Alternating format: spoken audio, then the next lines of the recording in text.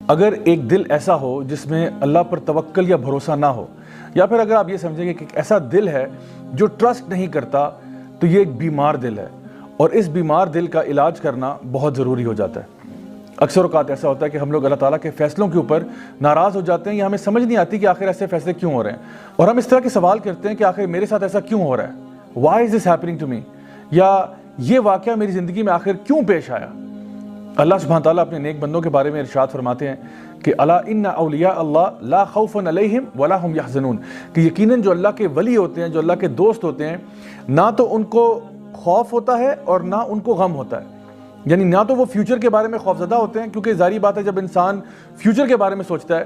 تو اس کو خوف پیدا ہو سکتا ہے کہ مجھے فلاں چیز، میرا بزنس کامیاب نہیں ہوگا، یا مجھے بیماری لگ جائے گی، یا فلاں چیز مجھے کاٹ جائے گی، مطلب یہ اس قسم کے خوف جو فیوچر کے ہوتے ہیں وہ انسان کی زندگی میں آ جاتے ہیں۔ اور پھر ایسا بھی ممکن ہے کہ ایک انسان جو ہے اپنے پاسٹ کے بارے میں غم کرنا شروع کر دے کہ ہائے کاش اگر میں نے یوں کر لیا ہوتا، کاش میں نے ایسا کر لیا ہوتا۔ تو اللہ سبحانہ تعالیٰ فرماتے ہیں کہ جو میرے ولی ہیں وہ نہ تو فیوچر کے بارے میں ڈرتے ہیں اور نہ ہی پاسٹ کے بارے میں غم کرتے ہیں، کیونکہ وہ پورا کا پورا ٹرسٹ جو ہے وہ اللہ سبحانہ تعالیٰ کی ذات پر کرتے ہیں کہ جو ہوگا انشاءاللہ اللہ تعالیٰ کی مرضی کے مطابق ہوگا، اور میں اللہ کی مرضی سے راضی ہوں۔ اللہ سبحانہ تعالیٰ سورہ توبہ میں ارشاد فرماتے ہیں کہ قُل لَن يُصِيبَنَا إِلَّا مَا كَتَبَ اللَّهُ لَنَا هُوَ مَوْلَانَا، کہ یقیناً کچھ بھی تمہاری زندگی میں نہیں ہوگا سوائے کہ وہ پہلے سے لکھ دیا گیا ہے، اور اللہ تمہارا مولا ہے، اور مومنین جو ہیں وہ پھر اللہ پر ہی توکل کرتے ہیں۔ تو یہ کتنی پاورفل آیت ہے قرآن مجید میں کہ جہاں پہ ہمیں یہ بتایا جا رہا ہے کہ جو کچھ ہوگا وہ اللہ کی مرضی کے مطابق ہوگا، اور یقیناً اللہ کی مرضی ہماری مرضی سے بہت بہتر ہے۔ اللہ سبحانہ تعالیٰ فرماتے ہیں سورہ توبہ کی آخری آیت میں فَإِن تَوَلَّوْا فَقُلْ حَسْبِيَ اللَّهُ لَا إِلَهَ إِلَّا هُوَ عَلَيْهِ تَوَكَّلْتُ وَهُوَ رَبُّ الْعَرْشِ الْعَظِيمِ، کہ اگر وہ آپ سے منہ پھیر لیں تو پھر حسبی اللہ، اللہ میرے لیے کافی ہے، لا الہ الا ہو، میں اللہ کے سوا کسی کی عبادت نہیں کرتا، علیہ توکلت، اور اگر توکل کرتا ہوں، اگر بھروسہ کرتا ہوں تو اللہ پر ہی کرتا ہوں۔ کیوں کرتا ہوں؟ وَهُوَ رَبُّ الْعَرْشِ الْعَظِيمِ، کیونکہ عرش عظیم کا مالک جو اللہ ہے۔ تو جب ساری کائنات اللہ تعالیٰ کے قبضہ قدرت میں ہے،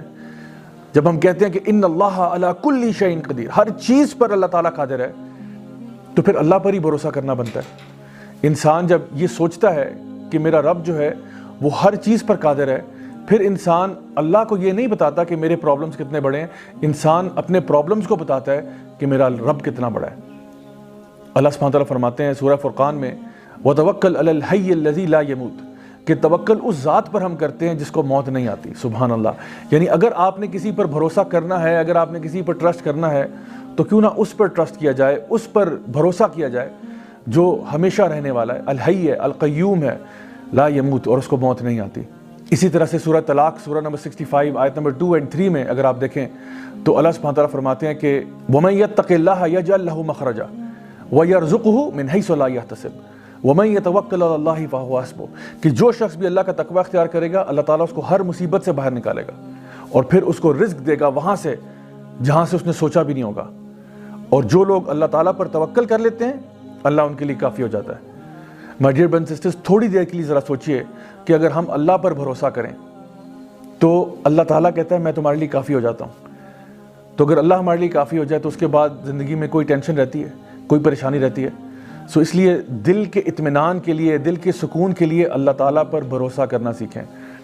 اور آپ یقین جانیں کہ اگر پورے اسلام کی روح نکالی جائے،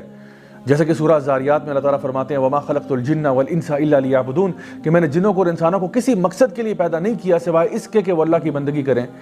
تو اللہ کی بندگی کا مطلب یہ بھی ہے کہ اللہ تعالیٰ کو اپنا رب مان کے، رب جان کے